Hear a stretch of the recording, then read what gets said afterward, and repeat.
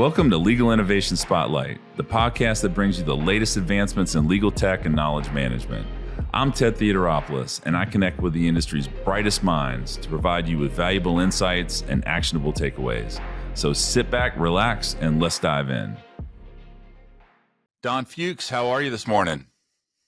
I'm doing great, Ted. How are you doing? Thanks for having me. Yeah, man. Thanks for coming. You and I have talked a lot about the topics that we're going to discuss today, and I think it's going to be a great conversation. But before we jump into that, I want to get you properly introduced. You've been around the legal tech space for a really long time as a founder, and then working with Opus 2 and HiQ, and I'd say you're probably one of the more knowledgeable people on the planet about legal extranets. So it's going to be a treat to dig into some of your knowledge and experience today. Why don't you tell us a little bit about, your background and what you're up to these days? Yeah, thanks, Ted. Appreciate that.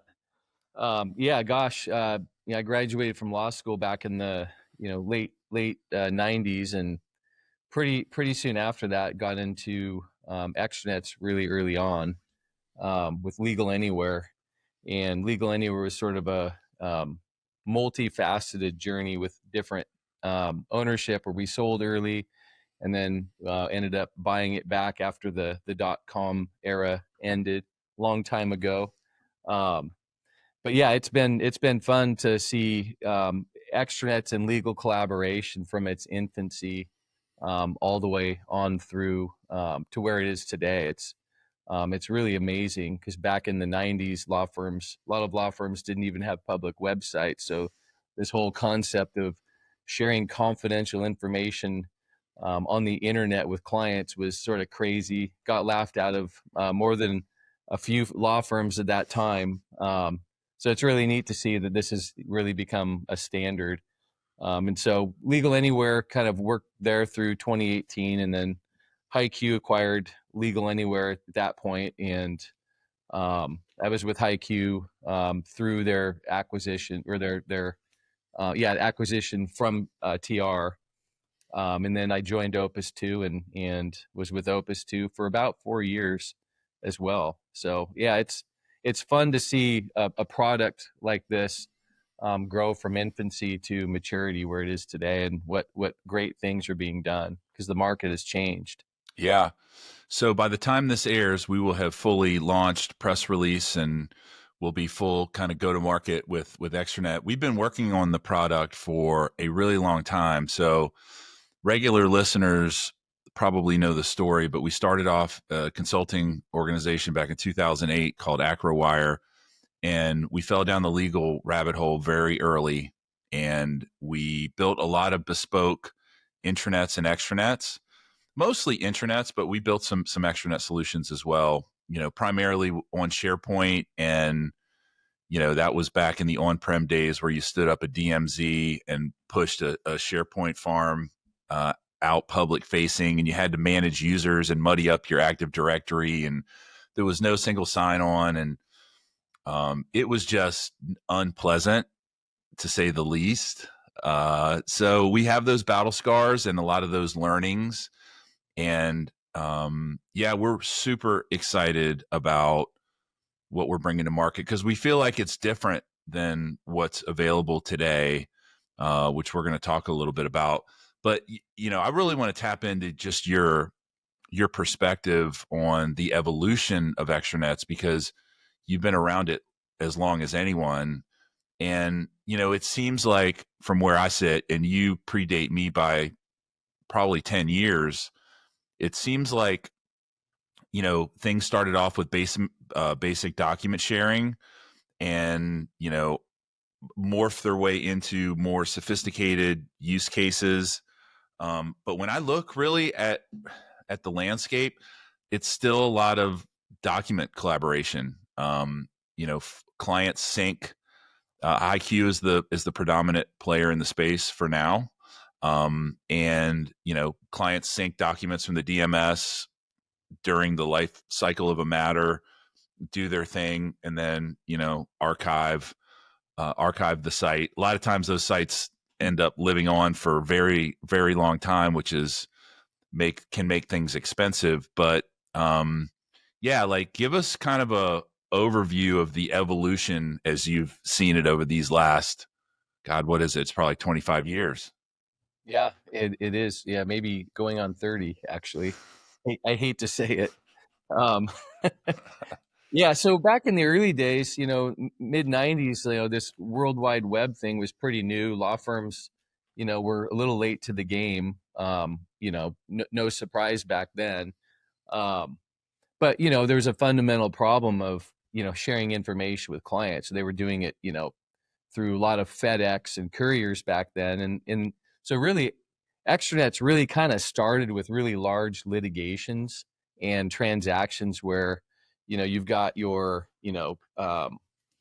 you've got your discovery process and your whole jumble of documents that you need to provide to a client. So back in those days, they started giving them on CDs rather than boxes of paper. And so really the first extranets were focused around those large cases, litigations, or transactions where there's lots of due diligence documents, lots of discovery documents, and there's a problem giving multiple remote people access to all of them. So that's really where it was born, because it solved that problem. It made it inexpensive and easy to transmit those documents. And then it kind of evolved from there, where clients really liked getting online access. So the more innovative law firms figured out, well, gosh, I can differentiate myself if my clients can have a login and they just get basic access to the workspaces and the documents that I'm drafting for them. Law firms that were less innovative were concerned about, well, gosh, I can't give my clients access to these documents because then they might start drafting them themselves. I mean, which is sort of like, I hated hearing that. I cringe that whenever I hear that, because that's not the value proposition of a lawyer. Lawyer, it's not the document, it's the expertise that goes into the document to make sure that, everything that's in it is right. And I think today lawyers most lawyers get that. They give the documents away and it's the expertise. And then it evolved further as the tool set evolved. Clients kind of liked having ongoing access to their information. So sure, large, transactions and litigations continued to be a focal point, but now law firms started figuring out, well, gosh, if my clients, can continually come to my website and log in and access the documents I've drafted for them previously. So maybe a more sophisticated corporate client, they can access all their entity documents. And then when it's time for all their renewals and their board meeting minute updates and all those things, we can quickly facilitate that, and it kind of locks in the relationship. And I think the struggle that lawyers have had for a long time is, how do I differentiate myself from my competitors? There's a lot of smart lawyers out there, a lot of lawyers that know what they're doing. So, and I think most, consumers of law firms are, maybe not that sophisticated. How do you know if a lawyer is better than another lawyer? So really what you have to do is you have to focus on, how do I deliver my legal services to my clients, along with the relationship and the service. And one of the biggest complaints that lawyers or law firms get is, my lawyer's not available enough. An extranet or a client portal is a way of maintaining that availability, even if you're not really available, because the client can come in and interact with the information, make comments, and whatnot, even while you're not there. So that really became a big, selling proposition of extranets. And I think, why they kind of took off is because they were so popular with clients.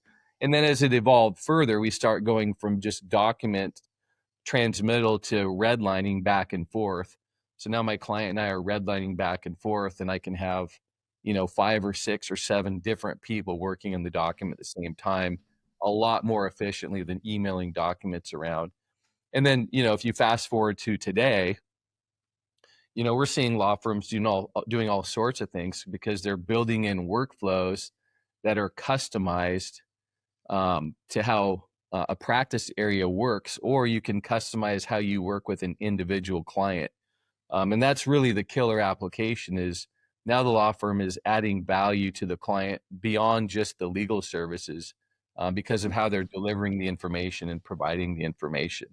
So the workflow piece, and the law firms that are really becoming innovative are really adapting how they work with the technology. The exciting thing about extranet technology is that it's become very adaptable, where you can configure it, rather than having to put software developers in to go build a custom tool every time you want to do something unique with a client.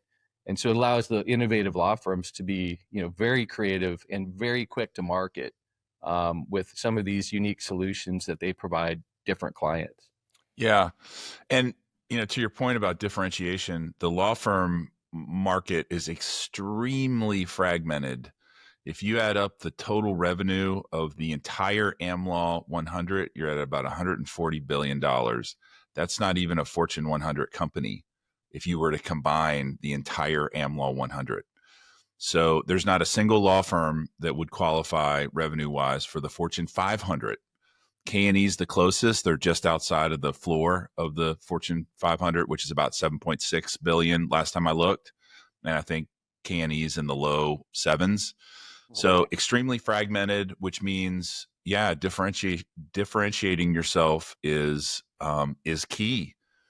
So yeah, it's interesting that that law firms decide to do that. And I mean, we have one client who they've been public about this, so I'm not speaking out of school.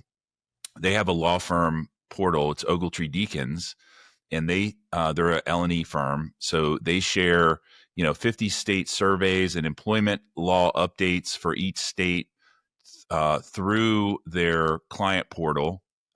It's not your traditional extranet where you're exchanging documents. It's kind of a outward facing, almost e-commerce platform, but it's revenue generating, and they're not public with the number. But it is it's north of seven figures that a KM group is actually revenue generating, which is unusual. Those are usually cost centers, not revenue centers.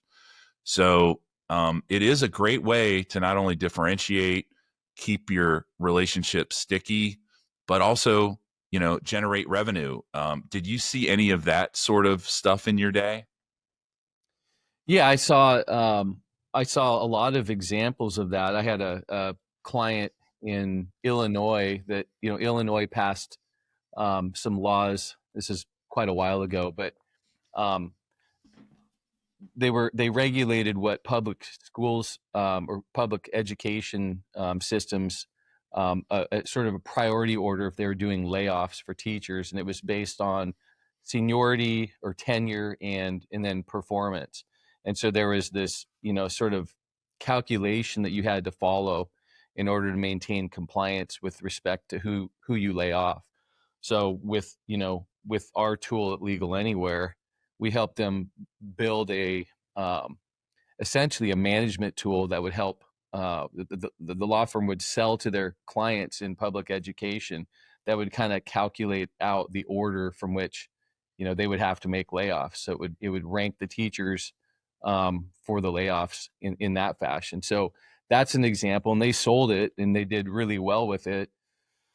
I had other examples where maybe the firms didn't monetize it quite so much, but it was like a big differentiator. So I had a customer that had a very large real estate portfolio. So it was a retail, the law firm's client was a retailer with literally thousands of retail locations.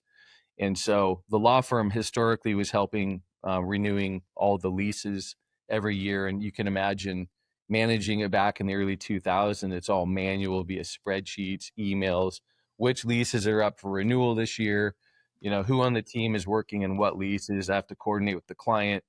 So they basically built a tool, kind of a lease management tool, LMT, and the client could log in. They had access to all their lease locations, all the legal documents around it, and then there was, dates and reminders and ticklers in advance of a lease coming up for renewal. So that's an example of how it's really like a early contract management tool or portfolio management tool that the law firm created before there was even that category of product existed.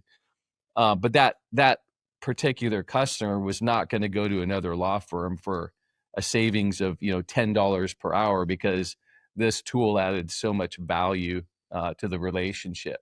And so we've seen a lot of examples, large litigation where you create kind of a litigation portfolio, where the client can see kind of a heat map of where their litigation is occurring from, and they click on the state that's like maybe it's California is the red state that has a lot of litigation. They click on it, and then they can sort of start seeing the sources of the litigation. So in some cases, this kind of data, the way that you provide the data to your client, the law firm is showing the client, if it's a large construction company, for example, um, the client can see, well, gosh, I'm getting a lot of litigation in these two subdevelopments, and it looks like it's this subcontractor that's causing me most of my problems.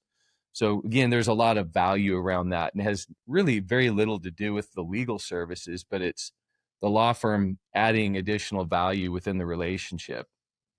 So what happened to Legal Anywhere? I know you guys got bought by HiQ. Did they leverage the technology, or just kind of end of life and roll everybody into HiQ? Yeah, Legal Anywhere, we were HiQ's biggest competitor. HiQ obviously started in London, wanted to work its way over to the United States, and I think we were sort of impeding their growth. So they acquired us with the intention of converting our client base onto the HiQ platform, and I think they were pretty successful doing that over the course of 3 or 4 years. There actually may be still a couple of customers out there that have self-hosted sites of Legal Anywhere. I know there was a few years ago. I haven't really looked recently, but yeah, the intent for HiQ was to um, absorb the Legal Anywhere customer base and convert them onto the HiQ platform. Gotcha. So, I've heard a lot about firms that leverage extranets in more advanced ways, building workflows. Like, what's an example of a custom workflow that a specific practice area might leverage on their extranet? What does that picture look like? Yeah, that's a great question. And I always like to take a step back and let's really talk about what is a law firm? Is a law firm a single business? I think a lot of people think it's a single business. I don't really view it that way. I kind of look at a law firm as sort of a portfolio of different businesses within a single entity. And the reason why I like to look at it that way, from a technology standpoint, you can't really take technology and just apply it the same way across a law firm, because your litigators have significantly different needs than your transactional lawyers, and your M&A lawyers are a lot different than your general corporate lawyers. Trusts and estates, real estate, they all have different needs. And I guess at the end of the day, firms kind of break it down between litigation and transactional, and maybe you throw in regulatory. But I think you kind of have to look at it as a collection of individual business units. And so when you think about technology, law firms can go buy a whole bunch of point solutions, and they can accommodate a lot of their needs that way. But I think from an end user experience or from an internal user experience within a law firm, I think law firms have been really searching for, sort of what I'll call the perfect solution. I think back in the early 2000s, everybody thought, maybe SharePoint, enterprise SharePoint was the answer. But you touched on some of the issues that they had with enterprise SharePoint. It was a heavy lift for a law firm, a lot of custom development, not fantastic security wise, allowing external users in. Now that we've got hosted SharePoint. Every law firm on the planet has Teams, SharePoint. It's really, I think Microsoft has stepped up and provided a platform that, players like you can come in and provide a platform that's pre-built and customized for law firms. So that that I think sets the stage for an innovative law firm to create a unified client experience. So if they have a client that is using them across different practice areas, and let's face it, every am law firm in the world, is trying to grow and diversify across practice areas into the client base. So clients aren't just using them for one piece. They want them to use them for litigation, corporate, real estate, the whole works. If your client has to log into different point solutions with different login interfaces, that's not a great user experience. So I think having that unified client interface for a client to log into with a law firm that's branded for the law firm, and now I'm getting to answer your question, they can provide solutions that are specific to different use cases or practice areas. So some additional examples. During COVID, I had a client that had a trust and estates practice, and they built an automated tool. Again, this kind of came up during COVID because, trust and estates practices, there's a lot of client meetings, to build the estate plan. For a simple estate plan, you can pretty much automate it. So it allowed that firm to create, we'll call it a rudimentary estate plan with maybe a will, a trust. It's kind of a menu, you get certain things.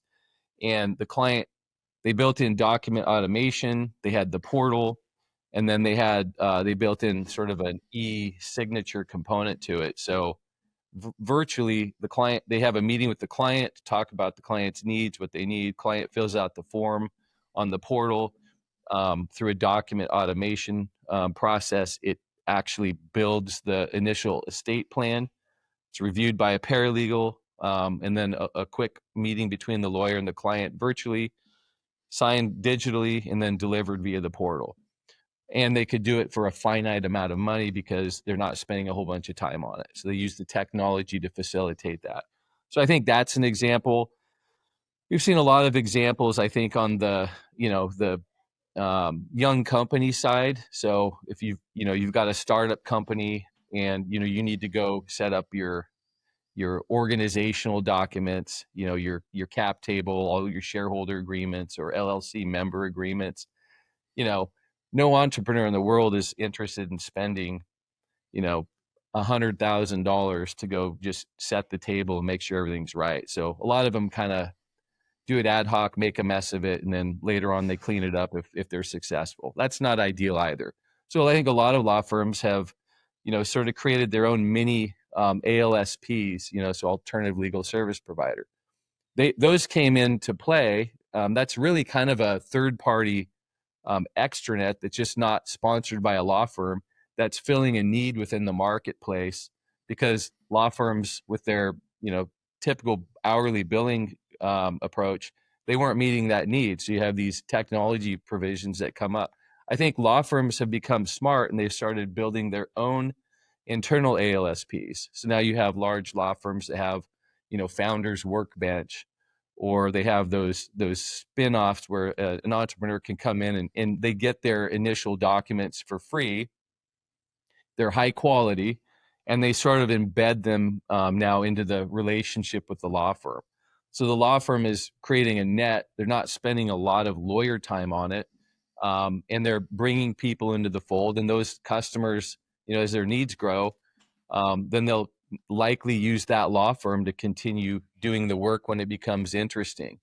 So once you start raising, your Series A, now the legal work becomes more interesting, and I think the law firms have become smart about using that as a business development tool.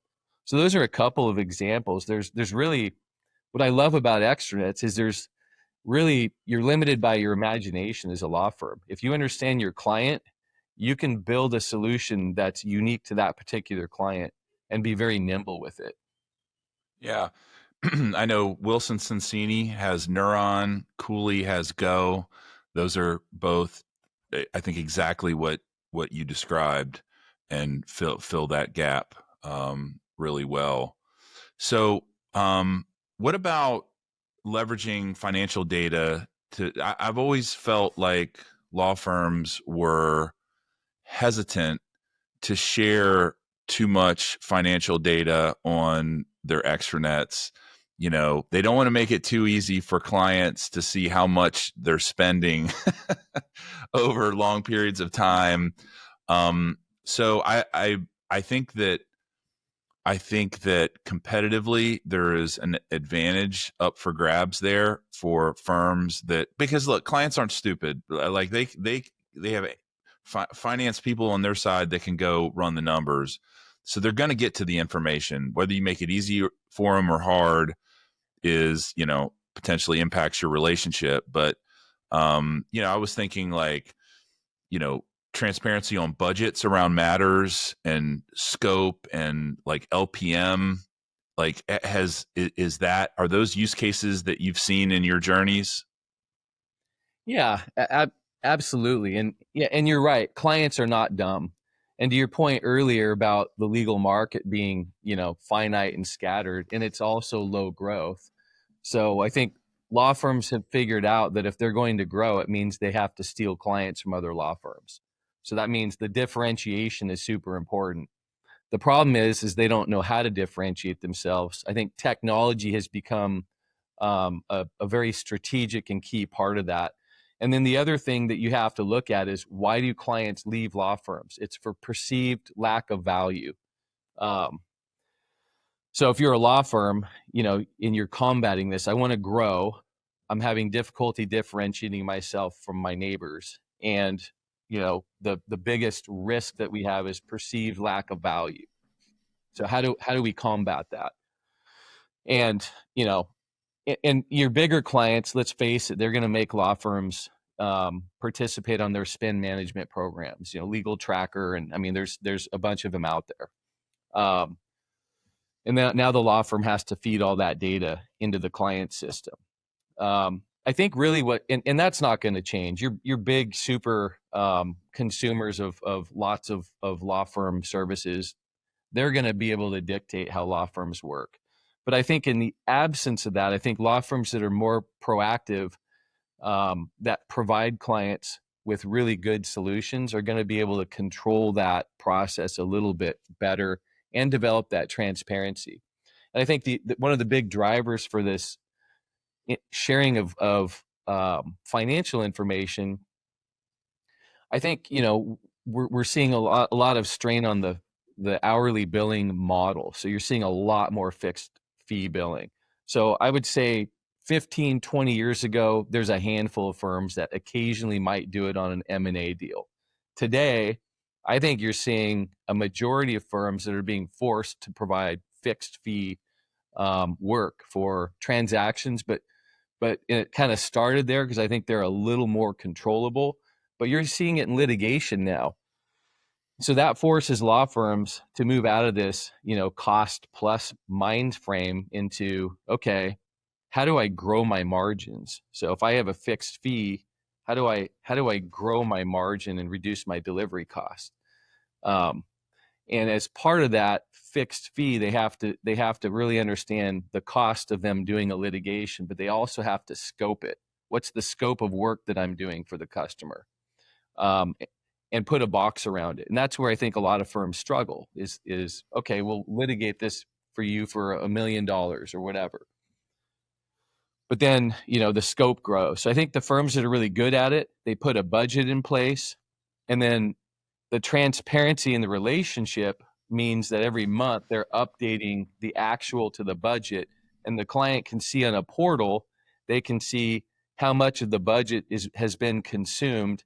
And I think what's even more important is when you tie the progress of the work that we're doing around the financial information, it becomes really apparent to the customer, like, are we on budget, under budget, over budget? And I think where it makes sense is on a litigation. If we've agreed as part of our budget scope to review 1 million documents, but through discovery, it turns into 2 million documents. Well, now you've just put the client on notice early on in the case. We've just exceeded scope. So you're not waiting until the litigation is done and the client gets a big bill that's beyond the budget. And I think that's where a lot of law firms get in trouble on fixed fee billing. And that's where I think the value of sharing financial information along the way, as long as you know, embed the scope of the work and the progress involved, so they can map the progress and the scope along with the bill. I think the firms that are doing that are the ones that are really succeeding with it. And it also allows them to find ways to reduce their own internal margins through the use of technology. Yeah, and this really isn't a law firm problem. I mean, we have the same problem in our professional services group. We don't do much fixed bid work, but we provide detailed estimates that we try and stay in line with. And when we encounter things, even if it's not a scope change, it could be an engineering challenge where we made some assumptions about an approach that might work, you know, approach A, and then we get in there and wow, we got to do approach B that's 3x the cost. You know, we make sure to have those conversations as early in the process as possible because nobody likes surprises. Um, so one thing I wanted to make sure we spend a little bit of time on is the innovation of legal extranets throughout the years. So from my perspective, not much has changed in the last. I mean, maybe it was since the acquisition. I mean, HighQ dominates the marketplace today. Um, you know, and I don't know if that's a function of just stabilized requirements. You know, some like CRMs. What big advancement in CRMs has there been in the last 5 years? Not many. I can tell you, we've been using CRMs for 25 years in various ventures, and not much has changed there. So I don't know if it's that or if it's just because there's been almost a monopoly in the marketplace, or if you even agree that there hasn't been a lot of innovation. What is your take on that? Well, I think there's been a lot of innovation. Um, but I think, you know, we're not hearing about it as much because I think law firms have sort of figured out that how they do things is becoming part of their intellectual property. So they're less likely to go out into the market and broadcast like, hey, we're doing this, because they're using it competitively. So, you know, whereas I think 15, 20 years ago, firms were, you know, really super willing to share best practices across the board. Um, so I think if law firms come up with a very unique, you know, service offering, they really don't want to broadcast it out because they're using it to compete more effectively. Um, whether you and I call it innovative, you know, versus whether a law firm thinks it's innovative. I mean, they're doing a lot of things that you're like, of course, but it's innovative in the sense that it's not really being done across the market. And I think with the onset of workflow, I think that's allowing law firms to become more innovative with how they deliver. I think the things that have held firms back is really, you know, it's the technology or the platform. So, you know, early on it was, you know, enterprise SharePoint. Well, there were firms doing some innovative things, but it didn't really hit the whole market because most firms weren't willing to spend $3 million to build, you know, a client portal system and then spend expensive development time chasing after, you know, one-offs for large clients. That's a barrier. So with Legal Anywhere, you know, we came on, we sort of democratized the ability for firms to be innovative without having them to do a lot of software development. But then they're limited by the platform. I think HighQ came along, they added more functionality over time. So there's workflow, there's, you know, more integrations, you know, but limitations with HighQ. I think there hasn't been a lot of innovation in that platform, you know, over the last, you know, 5, 6, 7 years. You know, it's pretty static. Doesn't mean firms aren't doing interesting things with it, but it's also a pretty heavy lift, and it's a proprietary platform. So, you know, there's a skill set involved. You know, it's not an easy lift for somebody to learn how to be really good with HighQ. Not hard to spin up basic sites, but you can spin up basic sites on anything pretty easily these days. But now I think with, you know, with Microsoft 365, and every law firm in the world has Microsoft 365. They've got Teams, they've got hosted SharePoint, and they're, you know, it's a platform now that has become more democratized because the architecture behind it's easier. um, and they're trying to figure out how to use it. So I think the platforms are evolving, and I think as the platform evolves, and I think what you guys are doing, sort of democratizing for law firms what you're able to do on top of Microsoft 365 and Teams, and tapping into all this great platform technology that Microsoft has made available. That, let's face it, a HiQ is not going to be able to compete with Microsoft on underlying platform capabilities. So you're just making it really easy and providing highly valuable functionality on top of this platform that law firms already own. And that's going to further enhance the law firm's ability to innovate. So I think what's really held law firms back, well, there's two things. There's a lot of law firms that aren't really innovative within their culture, and so they follow the pack. I mean, they're not going to be the early adopters. They're going to be dragged along because their clients demand it, because they're getting these services from other law firms. So those firms get dragged along. But you've got the innovative law firms, and there's a growing number of innovative law firms that now are going to be able to do more because the platforms make it easier for them to do more. I think they've been limited by the platform. um, Even if they had the creativity and the innovative culture, there's a cost to having to use platforms that are limited and do custom development. So I think I think the platforms, as they evolve, they're making it a lot easier for law firms to be more innovative and to be really nimble with it. Yeah. So, I mean, that's where we're putting our chips on the table. So, for those that don't know, Infodash is built entirely on M365 and Azure, and we deploy in the client's tenant. And the advantage to that, there's advantages and disadvantages. From our perspective, I'll talk about the disadvantages first. It's harder to push updates, right? We've really nailed it down to a science. It's pretty painless now. When we first started out, there was a big learning curve there. But, at the end of the day, we have hundreds of clients we still have to push those updates into their tenant, where if you host it, then you have control. That's the main downside. On the upside, however, we think far outweighs the downsides. We because we deploy in the client's tenant, we have tentacles into all of their infrastructure and systems, which means that they can surface data from any data source that they want, and not only push that information into an extranet or intranet, but they can enable Power Automate and build workflows on that data. So if you want a new matter intake process, you want to provision sites, team site, anytime a new matter is open, well, we stand up our integration hub in your environment. It talks to your practice management solution.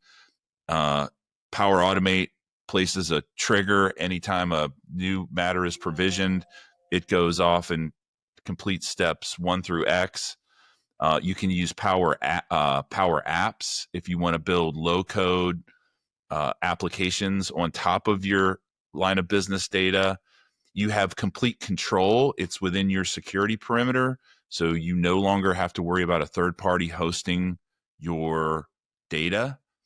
And you control the risk as well. So we really push our clients to leverage sound change management practices, and separating environments where you're not making changes in prod. You're doing it in dev and pushing it into QA and then into so a tremendous amount of control, access to a lot of the on-prem data.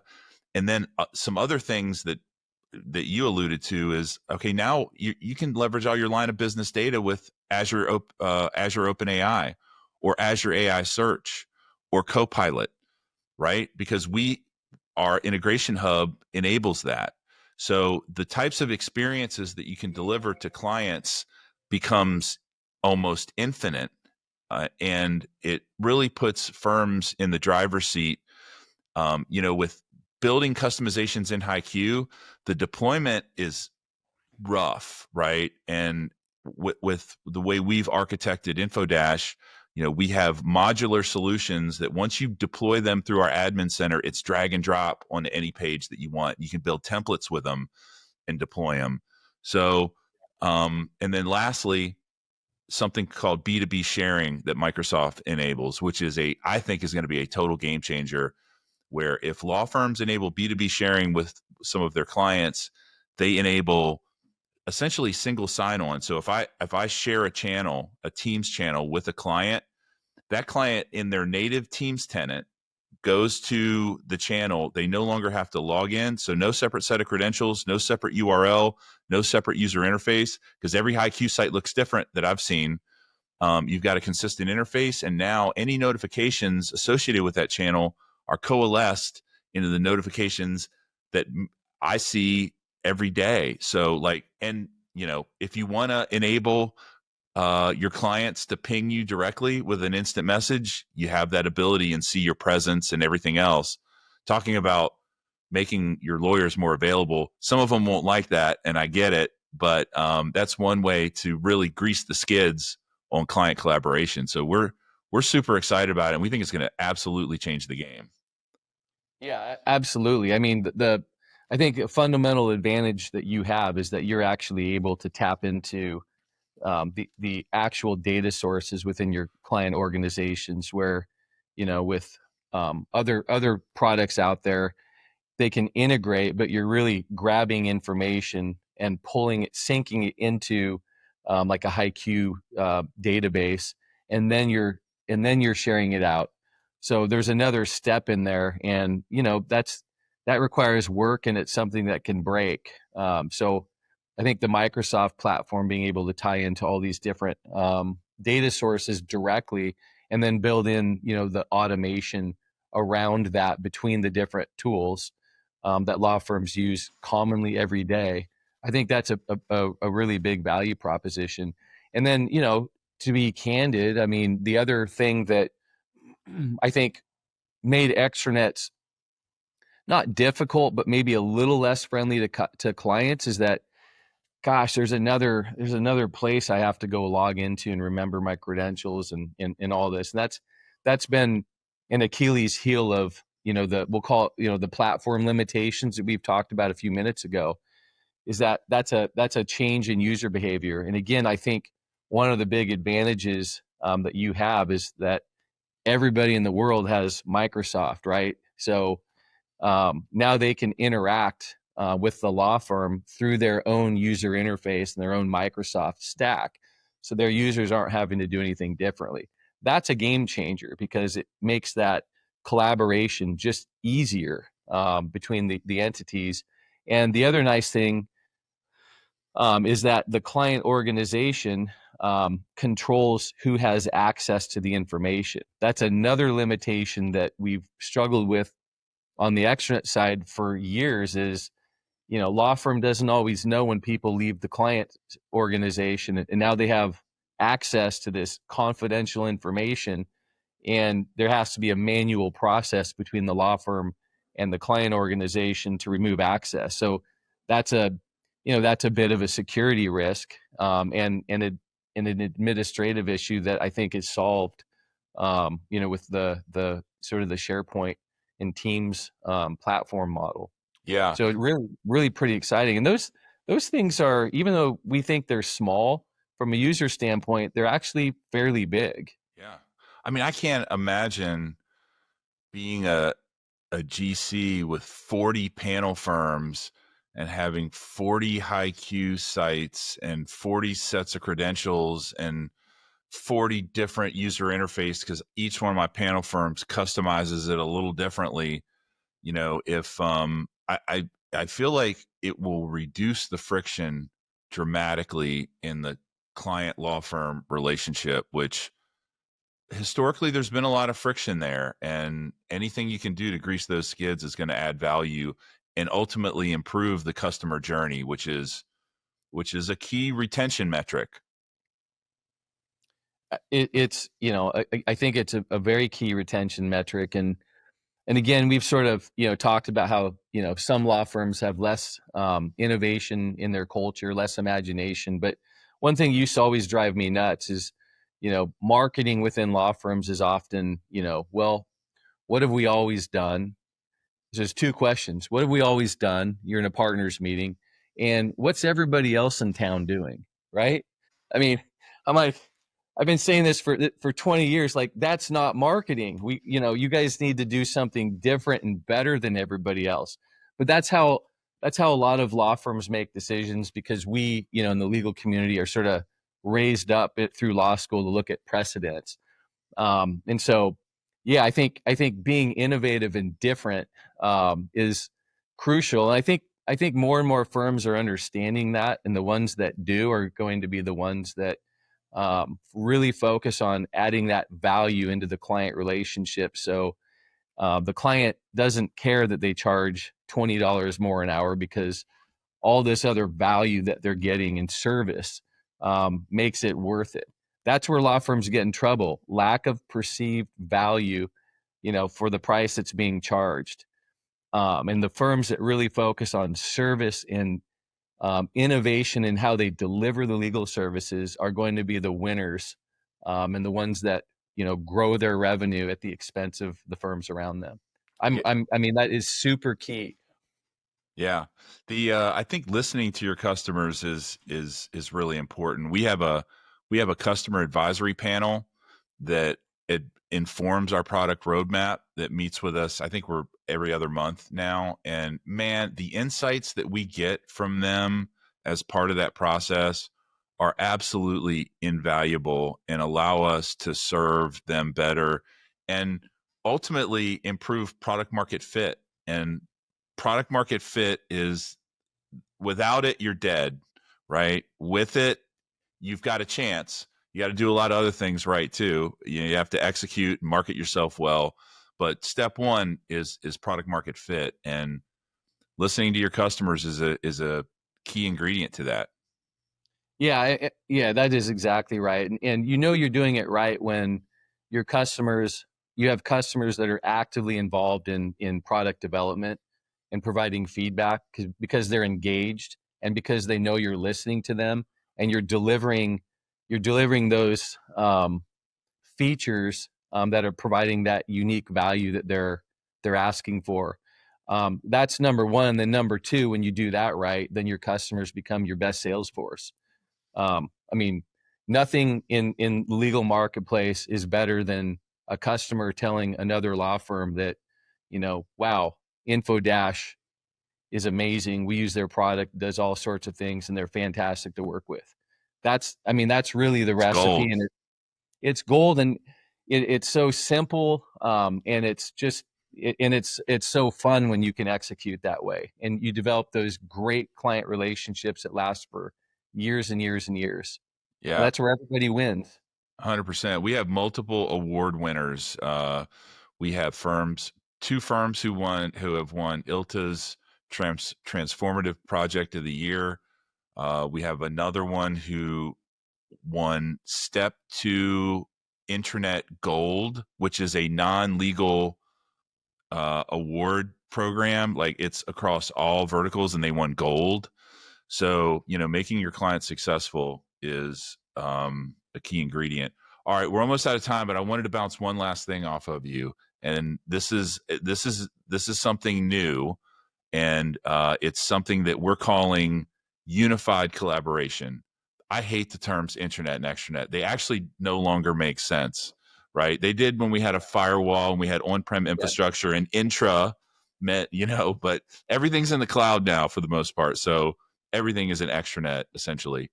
But what do you think about, so with Infodash, you will have one system to manage both your internal collaboration, i.e. intranet, and external collaboration, extranet. It'll all be, so there will be one interface to learn, one product to license, and one system to manage. So bringing those together, and not, instead of having high Q and handshake, you have one system. How important do you think that is going to be? I think for I think you know let's I think for adoption within a law firm, user experience, and frankly outside the law firm, because I think that same concept, as we talked about a few minutes ago, it extends outside the law firm as well. But let's focus on inside of a law firm. Um, your lawyers come in, they've got their desktop and their user interface, and really what an extranet is versus an intranet, to your point, is really which of this information am I extending out beyond my organization to include clients and other parties outside of the law firm. I mean, it really should be the same system. From a UI standpoint inside the law firm, I'm not having to do anything different. Whereas I think with the other tools and the limitations of some of the other platforms, well, now I have my internal tool that I go work on, and it syncs with the extranet, and now I got to go do stuff on the extranet. It's a separate place. It's another activity. It's less efficient and it's less desirable for an end user. You're more innovative users in the law firm. Okay, sure, they're going to do that because they know the value they're giving their clients, and they'll have their paralegal go do that. But to the degree that they don't have to do anything different, they're within one user interface. I think it's a really big deal, and I think it will help a law firm successfully implement the technology. So there's a lot of great tools that law firms have purchased over the years that their end users don't adopt because they're not user friendly, right? That's really if I'm a CIO or a KM person or an innovation person in a law firm, what am I really worried about when I go buy something? Is it going to be successful? Now there's a lot of aspects that define what makes a project successful within a law firm. But usability is one of the key features. And again, if you're just using the same platform that they're using every day anyway, and you're adding some additional killer functionality on top of it, and then same thing with the client. Now the client can interact with the law firm through the same user experience that they're used to inside, but now you've just extended access to information to them within their system. That's a game changer. That's not something that we've been able to effectively, I think, see before. It's been a limitation of the platforms that have evolved over the years, and now we're in a new state. And I think it's pretty exciting because I think it will accelerate the success law firms can have rolling out these solutions to their users. Yeah, and they've always been separate. At least in the U.S., HiQ has pretty much zero market share on the internet side. Handshake, which was the predominant player, I think we've taken that role. They have zero presence in, even though they had a product at one point. It never went anywhere. So it's been tried before, but I think the timing wasn't quite right. The timing is right now.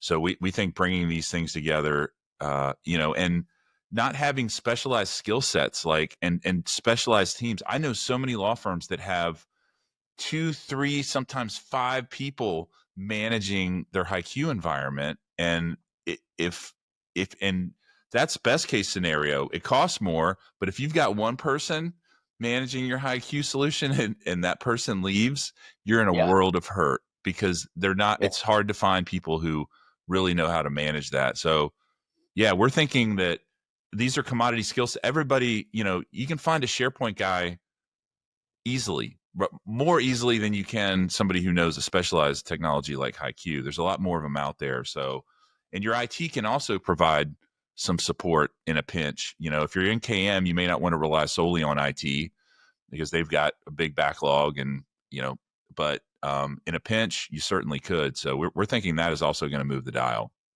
Yeah, absolutely. I think the administration of the system is also a big factor involved, and I think being able to customize the administrative model within a firm makes a lot of sense. I mean, let's face it, IT shouldn't be in the business of having to add client users. That's just inefficient. It's not a good use of their time, and it's frustrating because they just won't respond quickly. However, giving IT management oversight and understanding of the system and how it's being used so they can manage the security around the overall system is important. So, it's really a balance, and that's a balance that's been difficult to achieve before within the previous platforms that were out there. Yeah. Well, Don, this has been a great conversation. Went a little bit over. I apologize for that, but it was such a good dialogue. I didn't want to end it. So I really appreciate you joining me today. Yeah, thank you, Ted. As always, it's fun to talk about this. So thank you for inviting me to participate. Absolutely. Really. All right. Thanks, Don. Take care. Thank you. Thanks for listening to Legal Innovation Spotlight. If you found value in this chat, hit the subscribe button to be notified when we release new episodes. We'd also really appreciate it if you could take a moment to rate us and leave us a review wherever you're listening right now. Your feedback helps us provide you with top-notch content.